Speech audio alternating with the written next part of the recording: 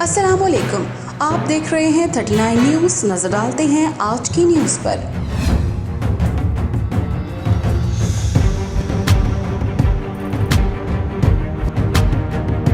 तफसीलात जानते हैं अपने नुमाइंदे मुनीर अहमद मलिक से।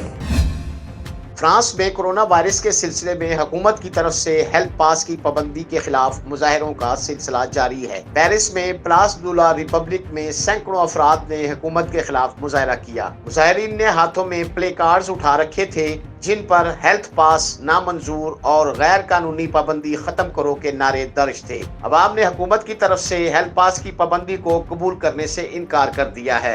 उनका कहना था कि उन्हें हेल्थ पास की पाबंदी कबूल नहीं है। मुजाहरीन का कहना था कि हेल्थ पास का इजरा इंसानी हकूक की खिलाफ वर्जी है। मुजाहरीन हुकूमत और सदर मैक्रों के खिलाफ नारे लगा रहे थे।